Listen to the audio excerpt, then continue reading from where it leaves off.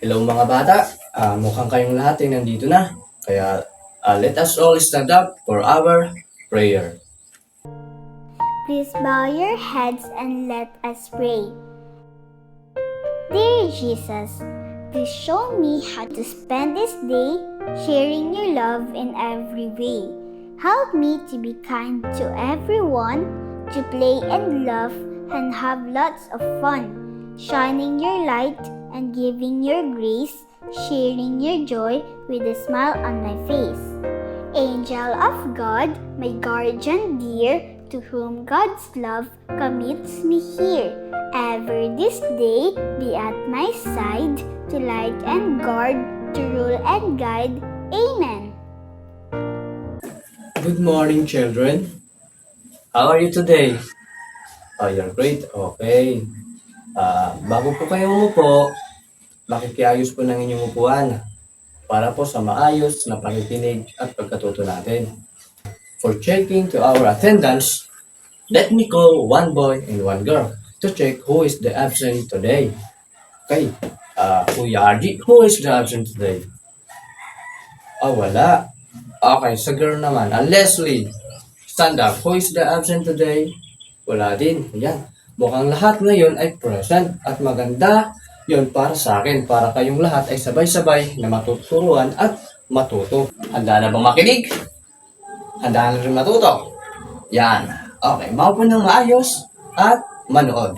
Dahil ako ay may present sa inyo na video. At mamaya pagkatapos ninyong manood ay magtatanong po ako.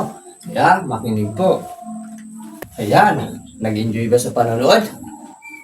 Kumanta din ba kayo? O, na-exercise yung lalamunan nyo? Batay sa inyong napanood, ano yung inyong mga napansin? Katulad ng ano yung nakita sa video? May tumatawid na bata at kasama ang kanyang ina. Yan, tumatawid sila sa kalsada. Ano sabi sa video? Tingin sa kanan, tingin sa kaliwa bago tumawid upang maiwasan ang aksidente. Tama, ayan. Mukhang nanood talaga kayo, at nakinig. Okay, ngayon dito. Makinig na tayo. Bago tayo magpatuloy, ay may ipapakita kong larawan sa inyo. Okay, look at this picture, class. Okay. What is it? Ano to? Okay, light. There's so many light. There's a red, yellow, and green. So, saan po natin ito nakikita? Sa kalye. Sa kalye po natin ito nakikita. Tama po. Kapag tayo ay tumatawid, nakikita natin to. Ang tawag po dito ay traffic lights. Ayan, traffic lights po to. Ito naman po kaya kasunod. Ito. Ano po kaya to? Yan. Tingin. Look at this picture. Maraming guhit. Saan din natin ito nakikita? In the road. Okay, this is a road sign. Nakikita natin ito sa kalsada. Ang tawag po dito ay pedestrian lane. Yan. Kaya kapag tayo ay tatawid, dito po tayo dadaan. Dahil ito po ang tamang tawiran. Pedestrian lane. Ayan. Okay, children. Batay sa mga pinakita kong mga larawan, do you have any idea what is our lesson for today? Anyone? Yes. Yes, Arby. What is our lesson for today? What do you think? About so many symbols. Okay. Alright. Anyone? Mukhang wala na. So ngayon, para mas lalo nyong maunawaan o magkaroon kayo ng idea kung ano ang tatalakayin natin ngayon, ay may papasagutan ako sa inyo. Okay, makinig at maupo. Ayan, mukhang tapos na kayo magsagot. At ito ay chichikan natin mamaya. Huwag na magingay, makinig na kayo kay teacher. Ito, anong larawan nga ito yung sinabi ko kanina? Pedestrian lane, tama ito, pedestrian lane. Ito ay karaniwan nating nakikita sa kalsada. Ito ang tamang tawiran natin. Yan. Ito kasunod. What is the next? Traffic lights. Correct. Traffic lights. So, kapag nakita natin to sa mga road sign, ay ibig sabihin ng red ay stop.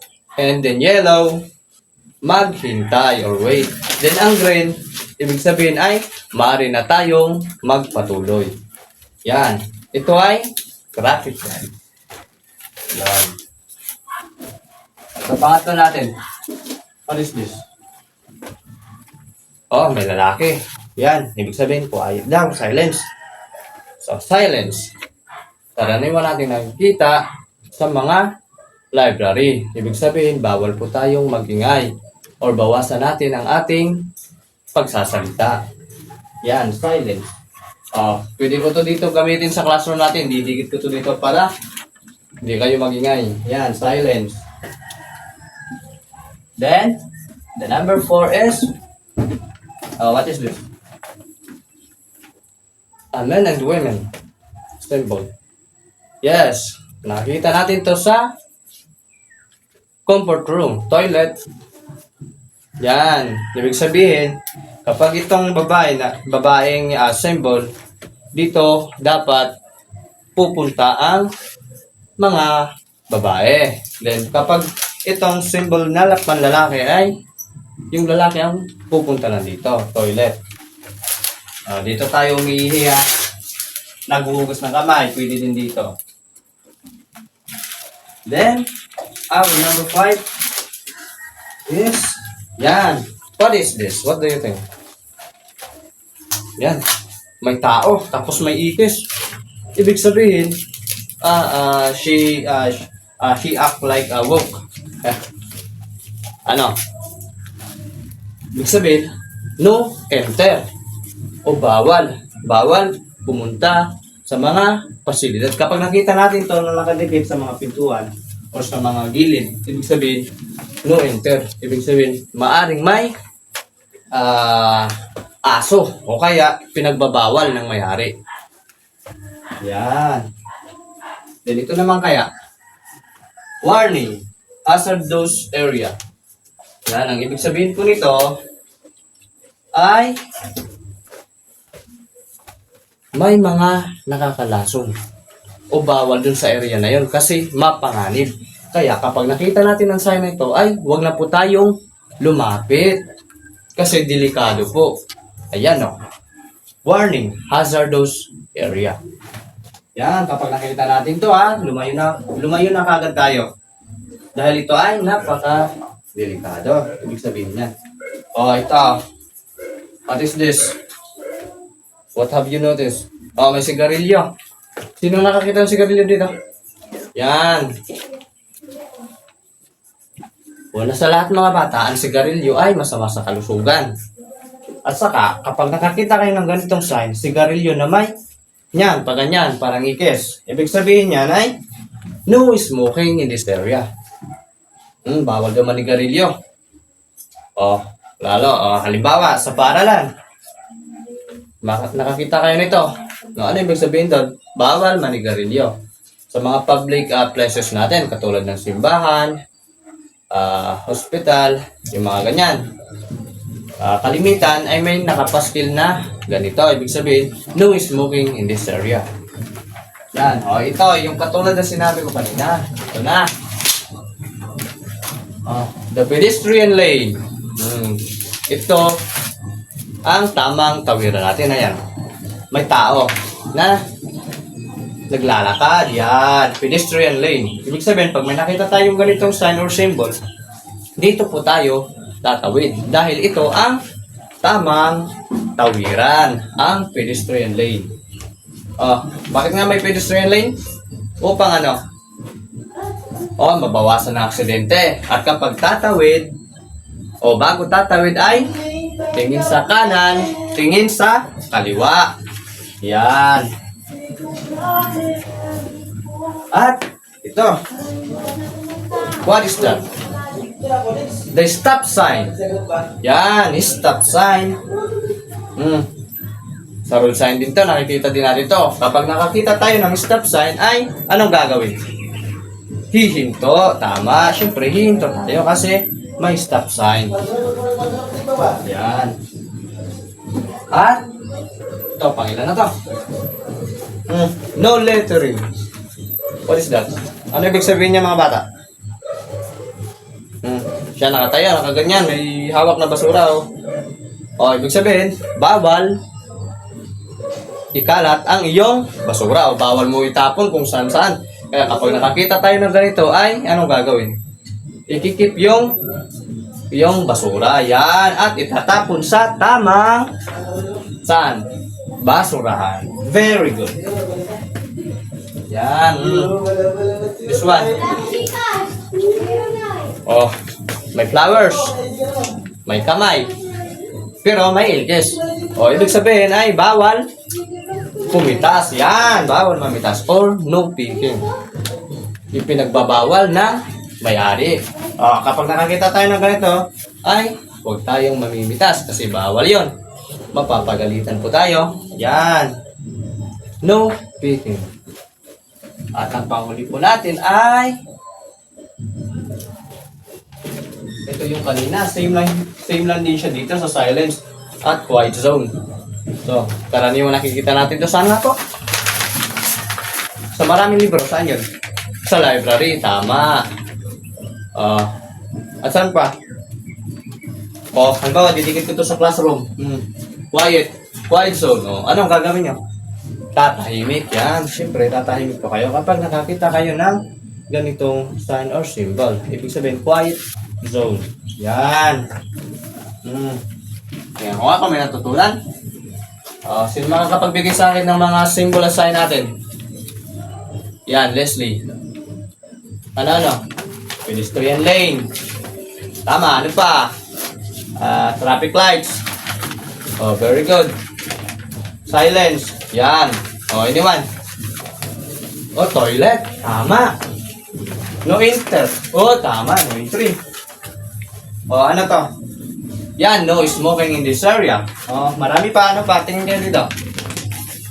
Yan. Stop. Stop. Ibig sabihin, hinto. Then, no picking. Yan. Ano to? No lettering. Ibig sabihin, bawal magkalat. Bawal mo itapon kung saan-saan ang iyong basura. And this one is quiet zone and hazard. Kapag nakakita kayo nito, anong gagawin nyo? Lalapit pa ba kayo kapag nakakita kayo ng ganito? Siyempre, hindi. Lalayo na kasi ito ay delikado. Warning, hazardous area. Yan, delikado. Okay. May tanong pa si teacher. Bawan, napapaihi kayo. Saan kayo pupunta? Alba si RJ. RJ, saan ka pupunta? Kung mamili ka dito, ano ang pipiliin mo dito? Ito na sa kaliwa. Tama, ito na sa kaliwa. Kasi ito ay pang-lalaking symbol. Then, pang-babae. Yan. Galing, children. Huwag na magingay. Ayan, sa tingin ko, at sa palagi ko naman ay naunawaan nyo ang ating tinalaki ngayon. At ngayon, ay may papasagutan ako sa inyo. Kaya, umupo lang kayo at makinig. Maghintay lang kayo sa upuan at pamimigay ko ito. Madali lang. True or false. True or false. Susulat nyo lang kung ang pinapakita ay tama. At kung mali ay susulat nyo ay F. False. Okay. Mga bata, gusto nyo bang maglaro? Kung gustong maglaro ay dapat tahimik. At bawasan ng pag-iingay. Ano nakita nyo? Box. Sino gusto maglaro? Yan, mukhang lahat tayo gusto maglaro na. Huwag na maingay. Makinig mo na kay teacher. So kayo ay papangkat ko sa dalawa. I will divide you into 2 groups. Then, ang gagawin nyo lang ay ano yan? Pass the word. Yan, lalain ko kayo dito. 2 linya. Then, ipapasa nyo yung salita. At ilalagay nyo dito sa box. May tingisa kayong box. At mamaya ay i-check natin kung tama ba yung nilagay nyo dito. Yan. May bibigay ko sa inyo mga word mamaya. Sa unahan. Yung nasa unahan ang maglalagay ng mga words dito sa box. Yan. Yan. Nag-enjoy ba sa ating palaro? Okay, at ang nanalo po ay Group 1. Kasi sila yung unang natapos at tama yung mga pinalagay nila. Yung Group 2 naman ay tama din naman ang pinalagay. Kaso, hindi sila nauna natapos. Yan. Okay, para sa inyong mas maunawaan nyo pa ang ating tinalakay, ay may bibigay si teacher na huling gawain. Yan. Madali lang to. Ay, susulat nyo lang ay mga letters. May mga pictures din dito. Yan. Maupo na. Yan, mga bata. Ngayon, ay may takdang aralin bibigay si teacher. So, ang gagawin po ninyo sa inyong takdang aralin ay kukulayan nyo lang po yung drawing na libro doon. Then, tomorrow po ay ipapasa sa akin. Ayusin po ng pagkukulay para mataas ang nota. Yan. Okay. Tayo na po lahat para sa ating closing prayer. Uuwi na po tayo. Huwag na pong mahalikot. Pakiayos na upuan ha. Yan. Please bow your heads and let us pray. Dear God, we thank you for this wonderful day, sharing your love with our teacher and classmates. Thank you for the strength and excellence you gave us to learn and understand our lessons. Thank you to our teachers, parents, and classmates who shared to us the joy of learning. Amen. Okay, goodbye children. Okay, mag-ingat sa pag-uwi. Kapag tatawid sa kalsada, anong gagawin? Tingin muna saan? Tingin sa kanan, tingin sa kaliwa, bago tumawid. At tatawid sa ito, pedestrian lane. Okay. See you tomorrow. Thank you for watching.